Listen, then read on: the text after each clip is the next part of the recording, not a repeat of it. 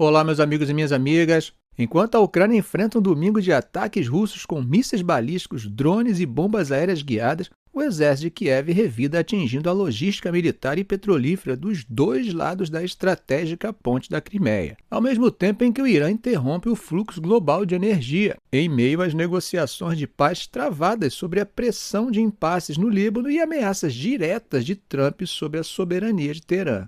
Isso tudo, gente, enquanto a oposição aos acordos chega à televisão iraniana, com um clérigo tendo sua fala cortada ao vivo nesse domingo.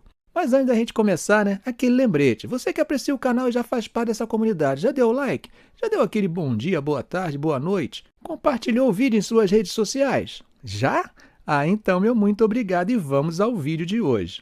Bom, gente, começando pela Ucrânia, autoridades regionais disseram que os ataques russos em toda a Ucrânia nas últimas 24 horas resultaram na morte de pelo menos 11 pessoas e no ferimento de outras 90. Agora, se consideramos o período que vai da noite de ontem até a madrugada de hoje, a Força Aérea Ucraniana disse que a Rússia lançou 105 drones de longo alcance e 4 mísseis balísticos.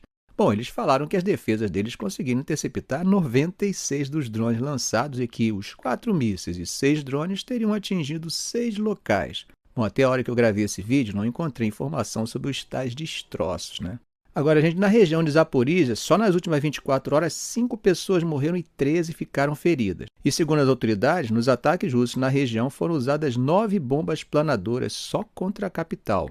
O ataque danificou prédios de vários andares e um clube equestre. Em Poltava, um ataque com mísseis russos resultou na morte de 2 pessoas. Agora, gente, vamos para o outro lado da força, porque Zelensky falou hoje que o exército ucraniano atacou alvos militares e energéticos nos dois lados da ponte da Crimeia. Bom, veja o que ele disse em uma publicação no Telegram. Abre aspas. Essa noite, nossas sanções de longo alcance foram aplicadas à logística militar, à indústria petrolífera e à defesa aérea dos ocupantes. Alvos nos dois lados da ponte da Crimeia foram atingidos. A logística marítima para transporte de petróleo na região de Krasnodar e um depósito de petróleo na cidade temporariamente ocupada de Kerch. Fecha aspas. Bom, gente, a ponte da Crimeia atravessa ali o estreito de Kerch, que é uma via navegável de 35 quilômetros que liga o Mar Negro ao Mar de Azov e separa a Crimeia Oriental da península de Taman, na Rússia. A ponte serve como um importante corredor logístico para Moscou.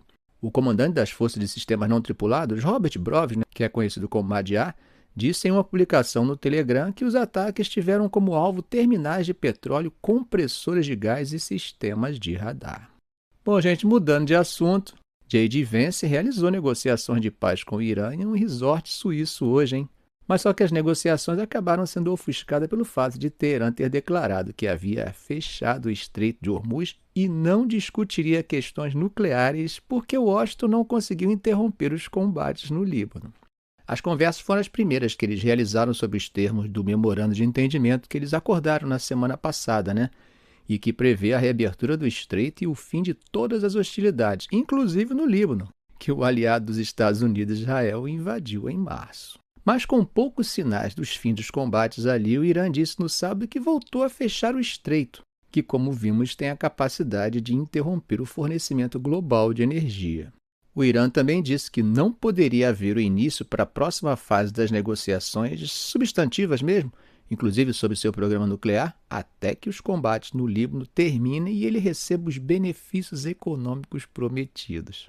Bom, autoridades dos Estados Unidos contestaram que o estreito esteja fechado e disseram que 55 navios mercantes o cruzaram no sábado.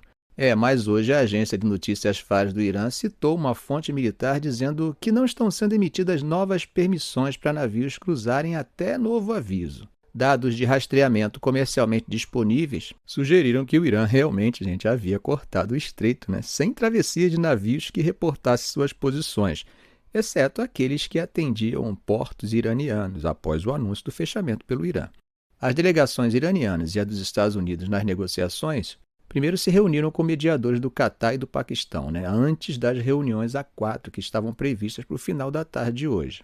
J.D. Vance apareceu brevemente na frente da imprensa, enquanto Steve Witkoff e o Jared Kushner se encontraram com o vice-ministro paquistanês Shehbaz Sharif e o chefe do exército paquistanês, o marechal de campo Asim Munir. Bom, como costuma acontecer com grandes acontecimentos assim, né, que podem afetar a economia global durante a guerra, o anúncio de que o estreito foi novamente fechado ocorreu no fim de semana com os mercados fechados, né, o que acaba dificultando a avaliação do impacto. Só vamos ver amanhã. O memorando prevê 60 dias de negociações sobre questões como a contenção do programa nuclear iraniano em troca do levantamento das sanções internacionais. Rafael Grossi, que é o chefe da Agência Internacional de Energia Atômica e que provavelmente vai ser chamado para verificar qualquer acordo nuclear, né, também estava na Suíça para as negociações. Bom, mesmo antes do início das negociações, o Irã espera receber benefícios econômicos, como a isenção de sanções e o descongelamento dos ativos bloqueados, né? O presidente Masoud Pezeshkian, que foi citado pela Fars, disse que está otimista de que as negociações com os Estados Unidos poderiam fornecer uma base sólida para o crescimento econômico. Ele disse que a primeira conquista das negociações foi restaurar o acesso a alguns dos recursos financeiros do Irã. Bom, antes de sair, o J.D. Vance disse o seguinte aos repórteres, abre aspas, acho que, esperançosamente, vamos avançar na questão do cessar-fogo no Líbano, fecha aspas. Agora, meus amigos, o impasse no Líbano tem criado uma situação difícil para o Trump, né? Uma verdadeira sinuca de bico, como comentamos no vídeo de ontem. Depois de pressionar Netanyahu, parece que Trump resolveu mudar o foco para o Irã. E eu não sei se isso muda muita coisa, porque esse impasse acaba fortalecendo o Teherã. É que ele ameaçou hoje reiniciar a guerra com o Irã. E o argumento não foi sobre o fechamento de Hormuz, que foi o que o Irã fez, né? Mas foi responsabilizar o Irã da mesma forma que o Irã responsabilizou ele ao fechar o estreito. Se o Irã colocou a culpa em Trump por Israel quebrar o cessar-fogo no Líbano, Trump tratou de responsabilizar Teherã pelo Hezbollah quebrar esse cessar-fogo. Veja o que ele disse em sua publicação na Truth Social. Abre aspas. O Irã deve imediatamente impedir que seus proxies, que são bem pagos no Líbano, causem problemas. Se não o fizerem, vamos atacar o Irã muito forte novamente, assim como fizemos na semana passada, só que com mais força. Fecha aspas. Bom, as ameaças que, por mais que seus resultados sejam zero, fazem parte da retórica de negociação de Trump, né? E elas não param. O Irã já cansou de alertar que essa estratégia não teria efeito com eles. A Fox News disse que Trump foi mais além ainda em uma entrevista em que chegou a dizer que comunicou às autoridades iranianas de que se eles fechassem o estreito, eles não teriam mais um país e que os Estados Unidos iriam tomar o controle dessa passagem marítima. E aí a retórica só escala, né? De um lado, o ministro da Defesa israelense Israel Katz disse hoje que as tropas permanecem em posição na chamada zona de segurança, ou seja, não vão desocupar o Líbano, e que os soldados israelenses no Líbano são livres para agir se estiverem sob ameaça. Aí, do outro lado, o líder do Hezbollah, Naim Qassem, disse também hoje que Israel não vai permanecer no Líbano e que o grupo responderia a qualquer violação do lado israelense. Em uma entrevista, um membro do grupo afirmou que as forças do Hezbollah não disparam contra a tropa israelense desde as 18 horas e 30 minutos de ontem. Agora, quando questionado pela Reuters sobre a última vez que Israel atirou contra o Líbano ou se envolveu com o Hezbollah, o exército israelense se recusou a fornecer um horário específico. Percebe como há um claro impasse? Bom, aí vocês vão pensar, mas professor, o Irã tem interesse no acordo, pois é vantajoso. O problema, gente, é que o Irã não tem um pensamento totalmente unificado, como podemos pensar, né? Ou seja, há grupos dentro do Irã que discordam do memorando de intenções, né? Aí, no primeiro momento, o Ocidente poderia pensar, né? Oba, agora teremos um racha no regime. Não confundam divergência com movimento axioso, né?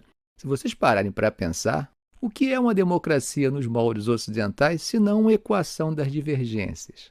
Só para lembrar, o próprio líder supremo não concorda com o memorando de intenções, né? Mas, ao que parece, foi posição vencida. Ele mesmo admitiu em uma mensagem atribuída a ele. Para vocês terem uma ideia, hoje, domingo, o diretor-geral da Rede de Notícias da República Islâmica do Irã, a IRIM, o principal canal de notícias da televisão estatal, renunciou após a emissora transmitir ao vivo uma entrevista com Mahmoud Nabavian, um clérigo linha dura, legislador e membro da equipe de negociação do Irã durante uma rodada anterior de conversas no Paquistão lá em abril. Para angariar apoio à sua posição ao memorando de entendimento, Nabavian leu trechos do que alegou ser uma correspondência entre Khamenei e altos funcionários não identificados do Conselho Supremo de Segurança Nacional, datada de março e abril. Nabavian afirmou que o líder supremo se opunha ao cessar-fogo iniciado em 8 de abril, pois queria a implementação imediata de um sistema de pedágio para navios que transitasse pelo Estreito de Hormuz e exigia a gestão exclusiva dessa via navegável estratégica para o Irã. Khamenei também queria reparações de guerra, a liberação de bens congelados e a rejeição absoluta de concessões sobre o programa nuclear iraniano. Bom, a entrevista com Nabavian durou 11 minutos, antes de ser encerrada abruptamente pelo apresentador. Bom, gente, mesmo tendo procurado, eu não consegui encontrar a entrevista no arquivo online da IRIN hoje.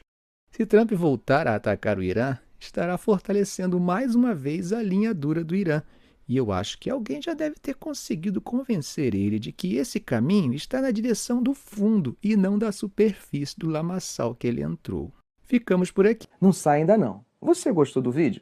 Se você gostou, dê um like, inscreva-se no canal, faça um comentário. Eu quero saber a sua opinião, ok? Um grande abraço.